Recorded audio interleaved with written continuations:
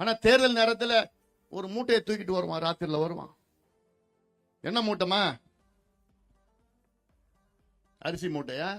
பருப்பு, எண்ணெய், மண்ணெண்ணெய், பண மூட்டை எடுத்துட்டு வருவான். எங்க எப்படி பணம்?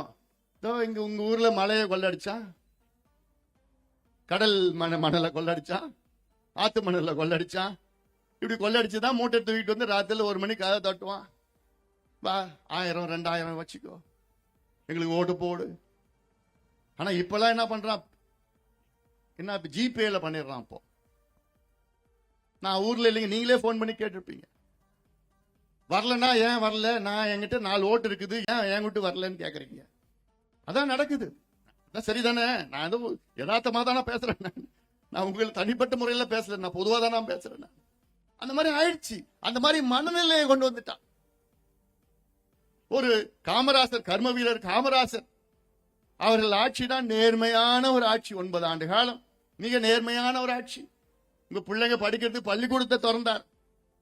சரி, படிச்சா போதாது, காலியான வயிறுல படிக்க முடியாதுன்னு சொல்லி சோறையும் போட்டார்.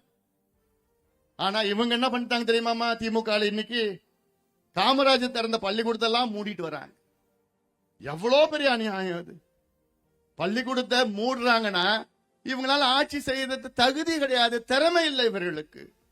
ஒரு பள்ளிக்கூடத்தை மூடணுவாங்களா? யாராவது மூடுவாங்களா? ஒரு பள்ளிக்கூடம் உங்க பிள்ளைகள் படிக்கிறது, அரசு பள்ளிக்கூடம், இலவசமா தரமான கல்வி கொடுக்கணும். ஆனா பள்ளிக்கூடத்தை மூடுறதுக்கு ஒரு ஆட்சி தேவையா? ஆட்சியா?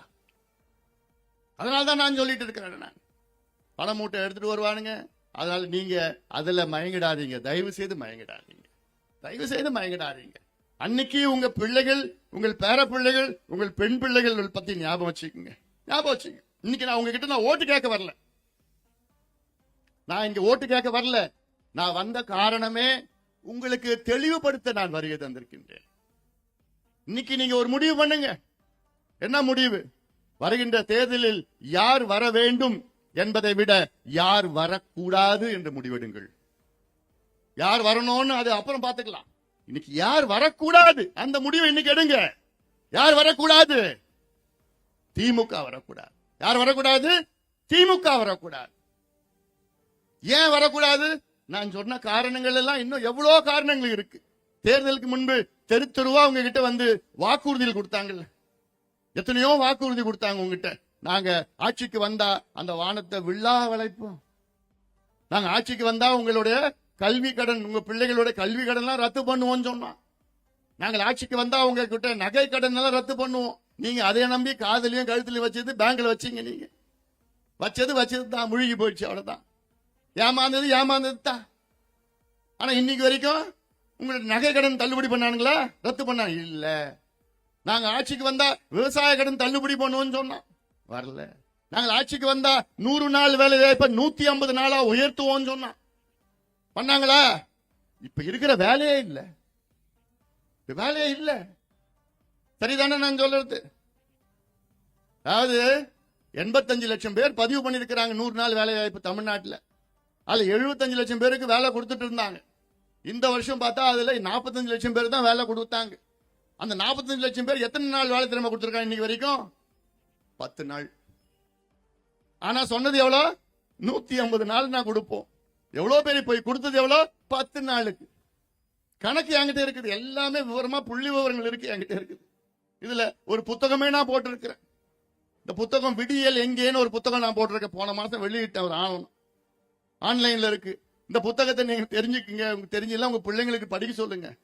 இதுல திமுக கொடுத்த 505 வாக்குறுதிகள் இந்த புத்தகத்தில் இருக்கு, நான் போட்ட புத்தகத்தில் இருக்கு.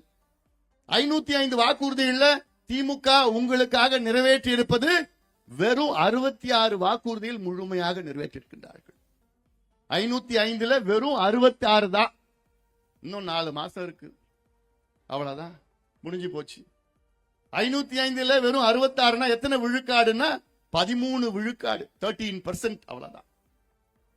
100 மார்க்ல திமுக வாங்கினது எத்தனை மார்க்? 13 மார்க் தான் வாங்கிருக்கு. 13 மார்க் வாங்கினா பாஸா ஃபெயிலா? ஃபெயில். 35 மார்க் வாங்கினதான் பாஸ். 13 மார்க் வாங்கினா ஃபெயில் ஆயிடுச்சு திமுக. ஃபெயில் ஆன கட்சி மறுபடியும் ஆட்சிக்கு வரலாமா? தூக்கி போடுங்க திமுகவை. தூக்கி போடுங்க, வேண்டாம். உங்களுக்கு ஆள்வதற்கு தகுதி கிடையாது, ஆள்வதற்கு திறமை கிடையாது. திறமை கிடையாது இவர்களுக்கு, தகுதி கிடையாது. இதை நான் எங்க வேணா நான் சேலஞ்சு பண்ணுவேன், எங்க வேணா நான் சேலஞ்சு பண்ணுவேன். நாங்கள் ஆட்சிக்கு வந்தவுடன் நாங்கள் நீட்டு தேர்வை ரத்து பண்ணுவோம். நாங்கள் ஆட்சிக்கு வந்தவுடன் அதெல்லாம் கதையா விட்டாங்க. நாங்கள் ஆட்சிக்கு வந்தவுடன் மாசம் மாசம் உங்க கரண்ட் பில் எடுப்போம், கணக்கு எடுப்போம். மாசம் மாசம் இது சொன்னது யார் தெரியுமாமா? 15 ஆண்டுகளுக்கு முன்பு நான் சொன்னேன். 15 ஆண்டுகளுக்கு முன்பு நான் சொன்னேன், மாசம் மாசம் கரண்ட் பில் எடுக்கணும், 2 மாசத்துக்கு ஒரு முறை எடுக்க கூடாது. மாசம் மாசம் கரண்ட் பில் எடுத்தீங்கன்னா உங்க கரண்ட் பில் கிட்டத்தட்ட 30% குறையும். ஏன்னா ஸ்லாப் இருக்கு, 100 யூனிட், 500 யூனிட், 1000 யூனிட் ஸ்லாப். ஒரு ஸ்லாபுக்கு போச்சுன்னா அப்படியே டபுள் ஆயிடும். மாசம் மாசம் எடுத்தா அந்த ஸ்லாப் குறையும், அடுத்த கட்டத்துக்கு போவார். இதெல்லாம் நாங்க சொன்னோம். ஆனா இதெல்லாம் சத்தியம் பண்ணாங்க திமுகவில். நாங்க ஆட்சிக்கு வந்தா இதெல்லாம் நாங்க செய்வோம்னு சத்தியம் பண்ணாங்க திமுகவில். ஆனா ஒரு சத்தியத்தை கூட நிறைவேற்றல. இவ்வளோ பெரிய ஒரு பித்தலாட்டம், இவ்வளோ பெரிய ஒரு 420 ஏமாற்று வேலை திமுக செய்து கொண்டிருக்கின்றார்கள். நம்பாதீங்க, திமுக மறுபடியும் நம்பாதீங்க.